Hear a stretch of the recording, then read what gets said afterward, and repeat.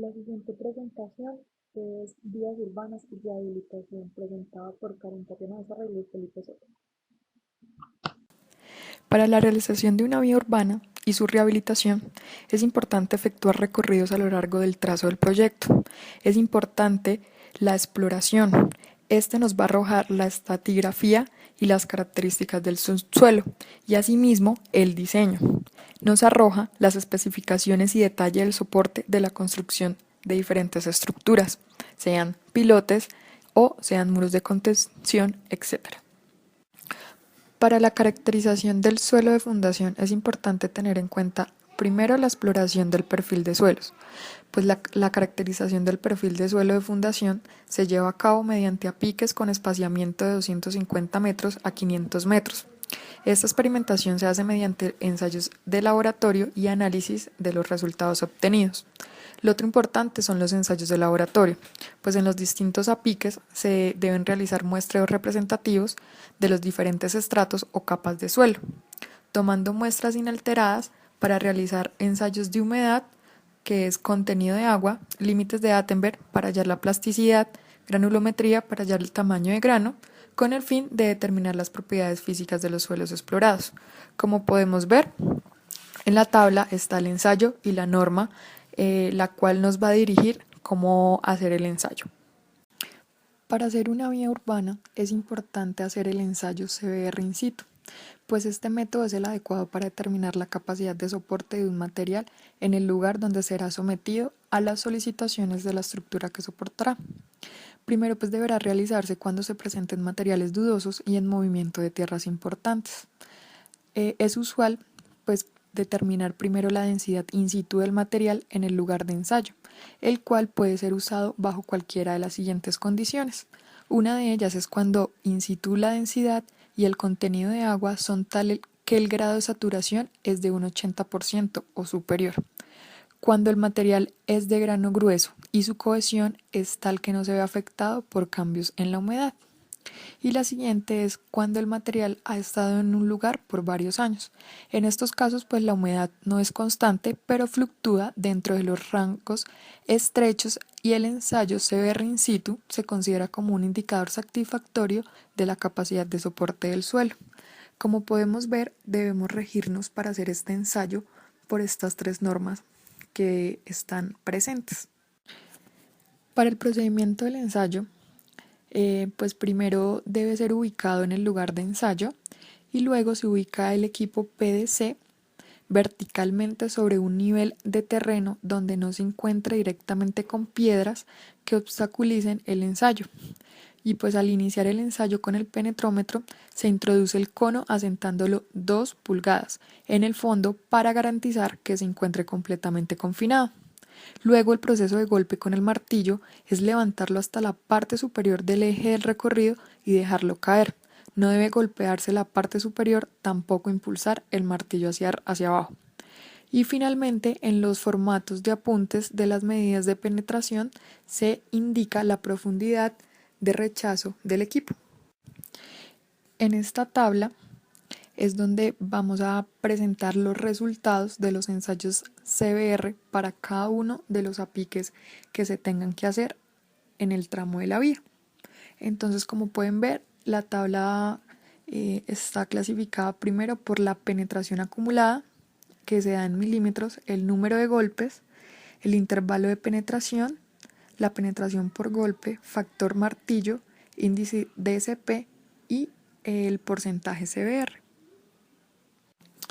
Esta tabla es un perfil estratigráfico de cada sondeo de apique que se va a hacer en el tramo de la vía.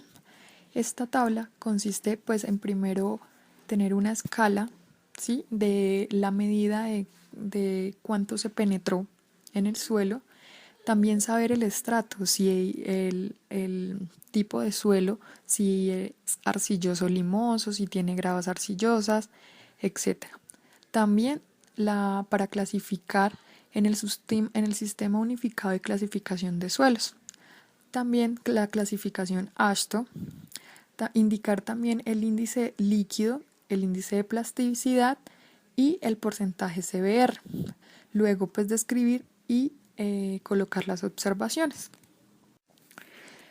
Es importante saber los parámetros de diseño sismorresistentes para la creación de una vía urbana, pues de acuerdo a la norma colombiana de diseño y construcción sismorresistente NSR10, los parámetros de diseño sismorresistentes específicos para el proyecto son los siguientes. La primera, zona de amenaza sísmica. La segunda, aceleración pico efectiva para diseño. La tercera, velocidad horizontal pico efectiva para diseño. La cuarta, aceleración pico efectiva para el umbral de daño. La siguiente es perfil de suelo natural. La otra, coeficiente FA para la zona de periodos cortos del espectro. Y finalmente el coeficiente de sitio FB para la zona de periodos intermedios del espectro. Las razones para hacer una rehabilitación en una vía, pues es sencillo. La primera es aumentar la calidad de vida de los ciudadanos, que es la más importante. Así vamos a evitar trancones, daño de vehículos y accidentes. Esto también va a disminuir muchísimo el nivel de estrés de los habitantes. Todo esto es para tener un crecimiento controlado de la ciudad y asimismo haya la estructura vial necesaria para soportar el alto tránsito de vehículos pesados y de los vehículos que van a transitar en aquella ciudad. Para el mantenimiento de una vía, pues primero, para el pavimento flexible se debe tener en cuenta el parcheo, el bacheo, luego el cambio de carpeta, siguiente a eso el sello de fisuras y finalmente el fresado estabilizado. Luego sigue el pavimento rígido. En este se debe tener en cuenta la limpieza y el sellado de juntas y el cambio de las losas. Y finalmente sigue el pavimento articulado, que es cuando se cambian los adoquines. ¿Qué es la rehabilitación de una vía? Pues es el conjunto de medidas que se aplican con el fin de recuperar la capacidad estructural del pavimento. Algunas implican el retiro de parte de la estructura existente para colocar posteriormente el refuerzo y otras buscan aprovechar las condiciones superficiales existentes del pavimento. Normalmente van asociados a la ampliación de los periodos de vida útil de su detalle y se deben hacer estudios y diseños. Esto incluye pues actividades como el fresado de carpeta asfáltica y demolición de losas de concreto. Luego la excavación mecánica, nivelación y compactación subrasante. Asimismo el suministro de instalación material granular o RAP. Y luego el suministro e instalación de mezcla asfáltica. Asimismo el suministro e instalación de concreto hidráulico. Y finalmente el suministro e instalación del adoquín según sea el caso. Para determinar las fallas superficiales de la vía, pues primero se debe recorrer la vía a pie en los segmentos y así con un criterio particular definir si es superficie en función del tipo de la falla, si la severidad es alta, media o baja y tener en cuenta la extensión precisa del área afectada. Y en vías sin pavimentar se identificaron 3 categorías para el estado superficial, que aquí se pueden encontrar y lo pueden observar en la tabla. Para el estudio de tránsito es importante tener en cuenta 3 componentes. Uno de ellos es el componente físico, que es relativo al tipo de vía, ancho de calzadas y número de carriles y sentidos de circulación según datos revelados en el inventario. El segundo componente es el funcional, que es relativo a la jerarquización de la red y uso del suelo y a las rutas utilizadas por el sistema de transporte público de la ciudad. Esto es basado en información de la Secretaría de Transporte. El siguiente componente es el operativo, que es relativo a la utilización de la red actual. Se procesa la información sobre volúmenes de tránsito disponibles en la dirección de semaforización y es complementada con conteos estratégicos en estaciones maestras e información recolectada de diferentes fuentes del distrito.